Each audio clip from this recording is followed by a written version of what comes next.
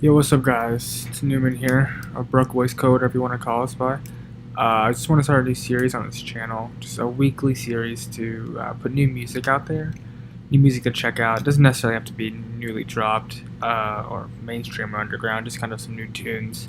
I'm constantly listening to different types of music, broadening my horizons, and I thought I'd give some quick hits each week, some songs I think y'all should check out. Quick review, why you should check it out. I don't really know exactly how I'm going to structure this, uh, but for this week, I'm just going to give 3 songs, kind of random songs, really, that I think that should be listened to. Uh, and yeah, so I guess the first song I want to talk about, introduce, is "Ballad of Worms" by Cage. It's on an East Conference All Stars. I think it's Volume 3. I think this song is one of the most overlooked projects, pieces, whatever you want to call it, because it really does feel like almost like a poetry. It's a very dark song by Cage, a rapper that I don't necessarily like. I mean, I've heard of some of his other stuff. His voice is a little bit annoying. Not a big fan of his flow, or most of his other content, but this one song does stand out, not only on the tape, and not only from Cage, but like in the rap genre as well. Too often do we hear things said very directly, like, I'm poor, or, I had to hustle to get here. And while that does have its place in rap, sometimes you want to be direct and forward. An artist like Kendrick Lamar thrives off of being very direct and forward and angry. I feel like Cage takes a very unique route, and not only in terms of the delivery, but also in terms of the content he's talking about. I can't remember the last time I heard a rap song discussing an illness. And when you listen to the song, not even as a rap fan or kind of like a hip hop head or anything, just listening to the song as like a human being, it really does hit you, I think.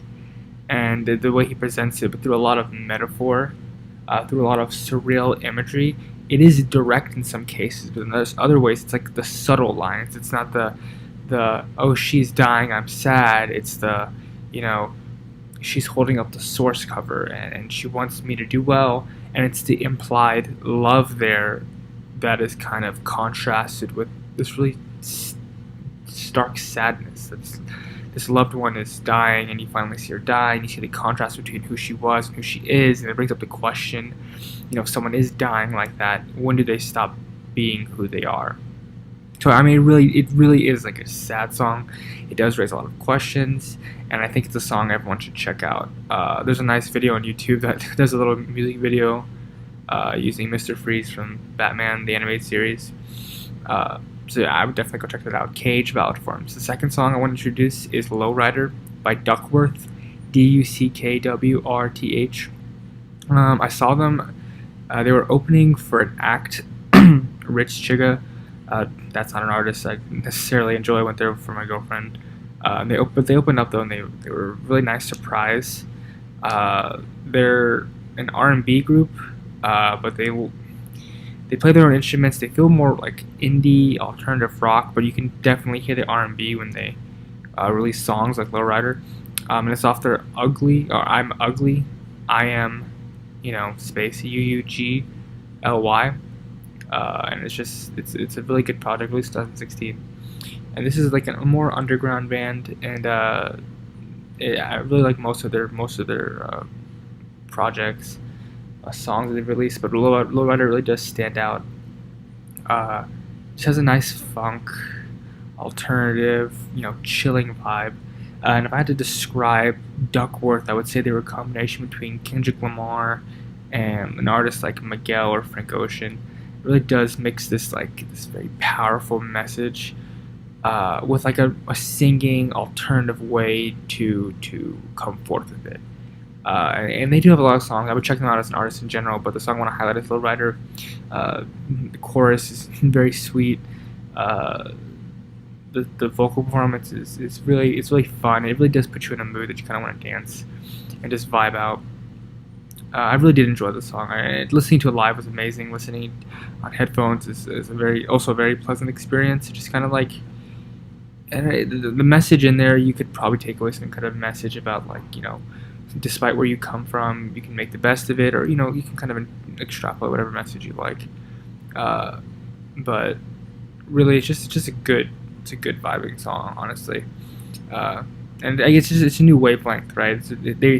They're not that well known, and it kind of like branches out. It's a new genre, I would think, in R&B, alternative R&B. And the last song that I really think y'all should check out, and I guess I do want to do like one new song each week, to kind of stay somewhat relevant. "Do for Love" by Yelawolf. Now, before you drop the dislike, I am not a Yelawolf fan by any means. There are some places where I think he kills with his flow, other places I don't. Sometimes he's corny, sometimes he's not, sometimes he just sounds good, sometimes he doesn't. I mean, honestly, he's really a hit or miss for me. I don't know. I'm not a big fan of Yelawolf as an artist. I listened to his latest project, and I mean, I had to give him props. It is something different. Maybe it's not for me, but it is a new way to approach rap, and it really does. I guess it would appeal to his core fan base. But the song "Do for Love" off of his most recent project, "Trial by Fire," it's an interesting way. I mean, it's another narrative shown through rap. It's not necessarily a new rap. Kind of just like dictates like the narrative of certain instances where you do something bad, do something good for something good.